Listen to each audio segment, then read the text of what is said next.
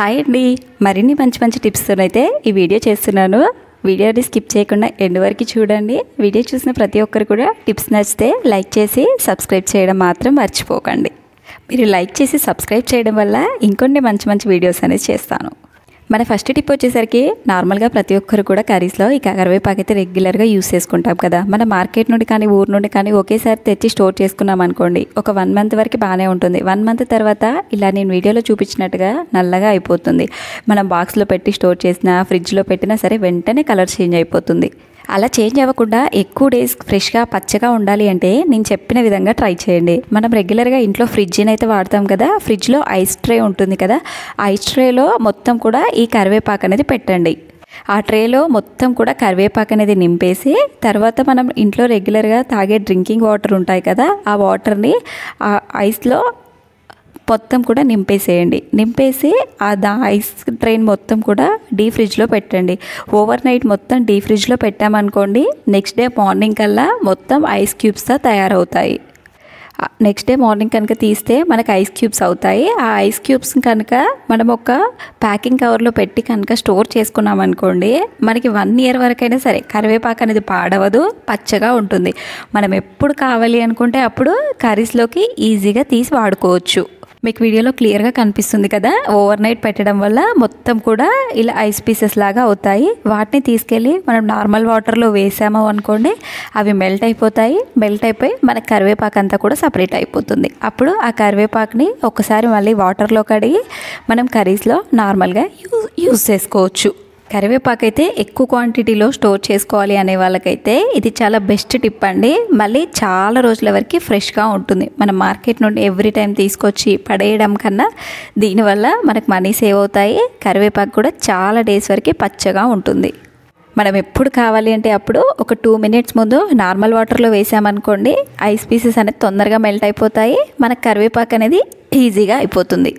I hope ఈ tip అయితే అందరికీ యూజ్ అవుతుందని అనుకుంటున్నాను. ఎందుకంటే ప్రతి ఒక్కరూ కర్రీస్లో కరివేపాకు అనేది వాడతారు కాబట్టి ఇది బాగా యూజ్ అవుతుంది. మన నెక్స్ట్ టిప్ అండి, సెకండ్ టిప్. మనం ఇంట్లో రెగ్యులర్గా పాలైతే వాడుతూ ఉంటాం కదా. కొన్నిసార్లు ఏంటంటే మార్నింగ్ అవర్స్లో పిల్లలు స్కూల్కి వెళ్ళే హడావిడిలో మనం స్టవ్ పైన పాలు పెట్టేసి కొన్నిసార్లు అయితే మర్చిపోతుంటాం. అప్పుడు పాలు అనేది పొంగిపోయి మొత్తం క్లీన్ చేయాల్సి వస్తుంది. సో అలాంటప్పుడు పాలు పొంగిపోకుండా ఉండాలి అంటే అందులో ఏదైనా ఒక బౌల్ కనుక వేసి మనం పాలు కనుక హీట్ చేసామనుకోండి, మనకి ఈవెన్ హై ఫ్లేమ్లో ఉన్నా సరే పాలు అనేది పొంగిపోకుండా ఉంటాయి. అందులోనే బాగా మరుగుతూ ఉంటాయి. ఈవెన్ మనం హై ఫ్లేమ్లో పెట్టినా సరే పైన గిన్నె ఎడ్జ్ వరకు వస్తాయి, బట్ పొంగిపోకుండా ఉంటాయి. మీకు వీడియోలో క్లియర్గా కనిపిస్తాయి కదా, జస్ట్ ఇలా పైకి కిందికి అవుతాయి, బట్ పాలైతే గిన్నె నుండి పైకైతే పొంగి కింద పడవు. ఈ టిప్ అయితే చాలా బాగా వర్క్ అవుతుందండి. హౌస్ వైఫ్స్కి, నార్మల్గా మార్నింగ్ స్కూల్ పిల్లలు వెళ్ళే వాళ్ళకి, హడావిడి ఉన్న వాళ్ళకైతే ఇది బాగా వర్కౌట్ అవుతుంది. తప్పకుండా నెక్స్ట్ టైం అయితే ట్రై చేయండి. ఒకవేళ బౌల్ కాకపోయినా స్పూన్ వేసినా సరే పాలు అనేది పొంగిపోకుండా ఉంటాయి. మన నెక్స్ట్ టిప్ అండి, థర్డ్ టిప్. మనం ఏదైనా కర్రీ చేసేటప్పుడు ఆనియన్స్ని అయితే కంపల్సరీ కర్రీస్లో వేస్తాం కదా. మనం ఎగ్ కర్రీ చేసినప్పుడు ఇంకా ఎక్కువ క్వాంటిటీ ఆనియన్స్ అయితే వాడతాము. నేనైతే ఎగ్ కర్రీ చేయడానికి ఇన్ని ఆనియన్స్ని అయితే యూస్ చేస్తాను. మనం ఆనియన్ ఫ్రై అవ్వడానికి మినిమం 15 to 20 మినిట్స్ అయితే పడుతుంది. సో అలా కాకుండా మనకి వితిన్ 5 మినిట్స్లోనే ఫ్రై అవ్వాలి అంటే మనం ఆనియన్స్ వేసిన తర్వాత అందులో కొంచెం కనుక సాల్ట్ వేసామనుకోండి, అవి తొందరగా మగ్గిపోతాయి. జస్ట్ 5 మినిట్స్లోనే మనకి ఫ్రైగా మారిపోతాయి. ఎవరైనా ఆఫీస్కి వెళ్ళే వాళ్ళు, స్కూల్ పిల్లలకి బాక్స్ పంపించాలి అనుకునే వాళ్ళకి ఇలా ఆనియన్ తొందరగా ఫ్రై అవ్వాలి అంటే కొంచెం సాల్ట్ వేసి చూడండి, వెంటనే ఫ్రై అయిపోతాయి. మన నెక్స్ట్ టిప్ అండి, ఫోర్త్ టిప్.